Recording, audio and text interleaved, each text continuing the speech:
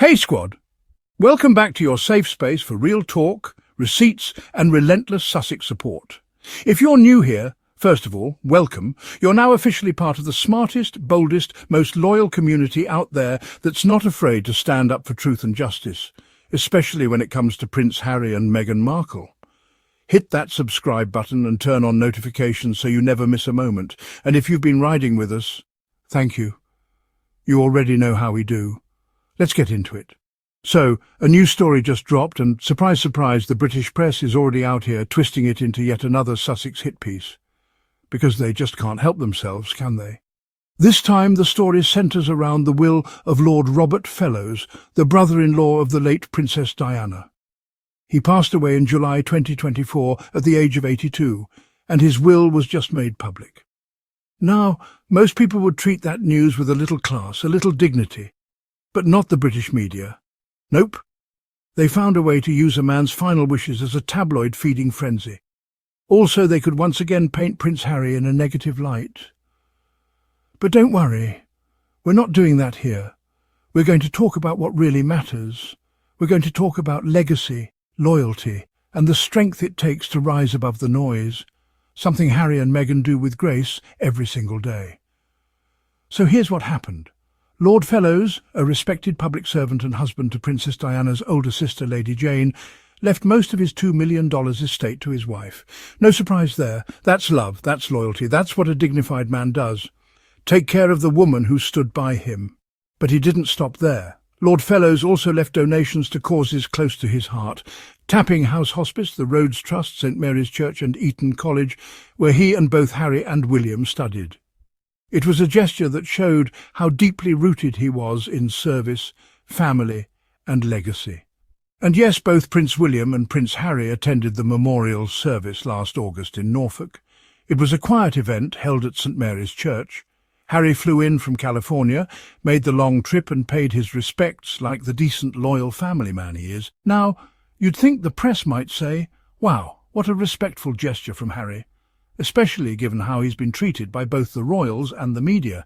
But no, instead they focused on one thing, that he and William didn't speak, that they didn't sit together, that they were keeping their distance. And to that I say, so what? This wasn't a reunion, this was a memorial. It was about honouring a man who served the Queen, who loved his wife and who was part of Diana's family. Harry showed up for that, that's what matters. But of course the media couldn't help but try to turn it into a soap opera. They've been pushing this Harry versus William narrative for years, and they're desperate to keep it alive because it sells papers and drives clicks. But let's be honest, this isn't news. It's just gossip dressed up in a black suit. And you want to talk about showing up? Let's talk about what Harry said recently in a candid interview after losing his legal battle to reinstate police protection in the UK, he said, and I quote, "The only time that I've come back to the UK is sadly for funerals or court cases, with the odd charitable function where I can in between that. I put myself at risk for that, but I will continue on with a life of public service." That's a man who is still showing up despite the risks. That's commitment. That's leadership.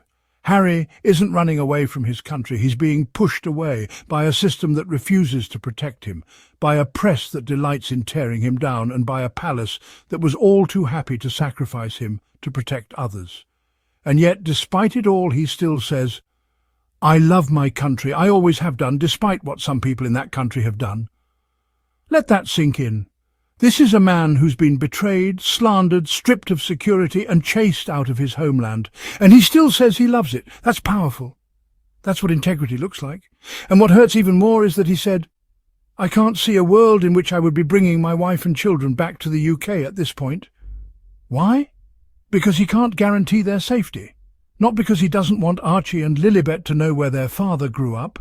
Not because he doesn't want them to experience the land of castles and countryside and legacy, but because the people who should be protecting them have chosen PR over principle. And let's not act confused about why that is. Meghan Markle, a biracial American woman with intelligence, empathy and her own voice, was never going to be accepted by that institution or the press that enables it.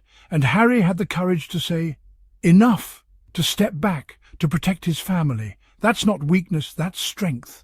So when Harry showed up to Lord Fellowes's memorial, knowing the cameras would zoom in, knowing the headlines were locked and loaded, he wasn't doing it for PR. He was doing it because that's what his mother would have done. Diana would have paid her respects. Diana would have honoured a man who was loyal to her sister and served the monarchy with dignity, and I believe that somewhere Diana was watching her son and saying, "That's my boy." Oh, and what about William?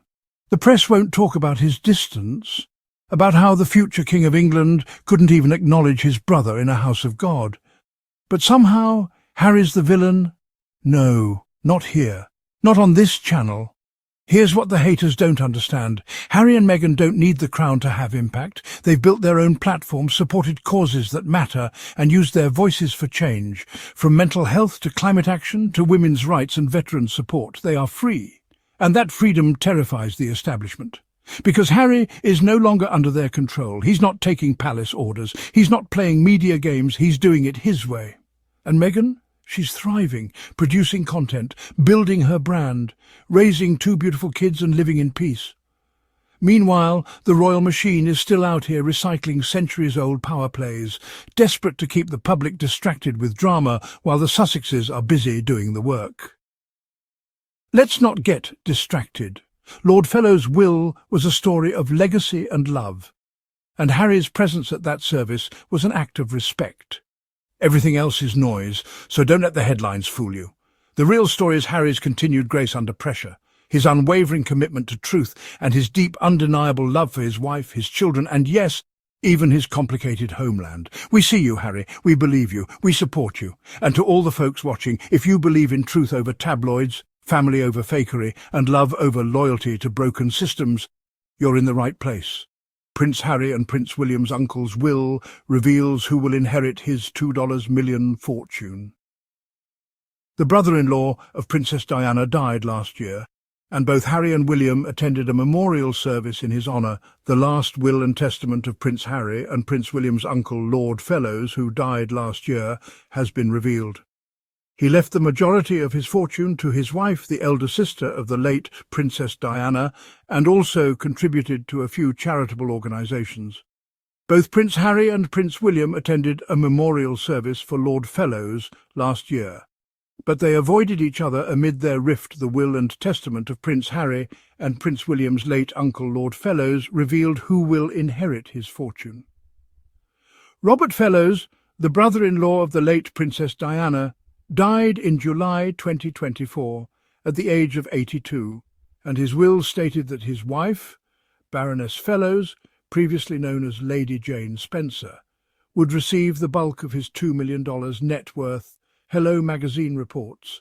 She would also inherit the income from his estate, but he requested that the income also support his wider family. In the will, made in June 2012, he also left charitable donations to Tapping House Hospice, the Rhodes Trust, St Mary's Church, and the Provost and Fellows of Eton College. Fellowes was a graduate of Eton College, where his nephews Prince William and Prince Harry also attended during their teen years. Fellowes married Princess Diana's elder sister in 1978. However, his ties to the royal family are also linked to his career. He began working for Queen Elizabeth in 1977. Starting as an assistant private secretary before being promoted to deputy private secretary in 1986, and later private secretary in 1990. Prince Harry, 40, and Prince William, 42, were both present at their uncle's memorial service in August, with the Duke of Sussex travelling back to the UK from his California home to attend. However, the brothers reportedly avoided each other amid their ongoing rift, sitting separately at the event held at St Mary's Church in Norfolk. William and Harry were both there, but we never saw them speak to each other, and they were keeping their distance, an attendee said, according to The Sun. Prince Harry recently lost a legal bid to reinstate his state-funded police protection, telling the BBC in a candid interview after the ruling that his security concerns prevent him and his family from visiting the UK. The only time that I've come back to the UK is sadly for funerals or court cases, with the odd charitable function where I can in between that. I've put myself at risk for that, but I will continue on with a life of public service, so I will always support the charities and the people that mean so much to me, the Duke of Sussex said.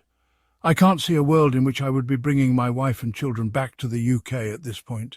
And the things that they're going to miss is, well, everything," he continued. "I love my country. I always have done, despite what some people in that country have done.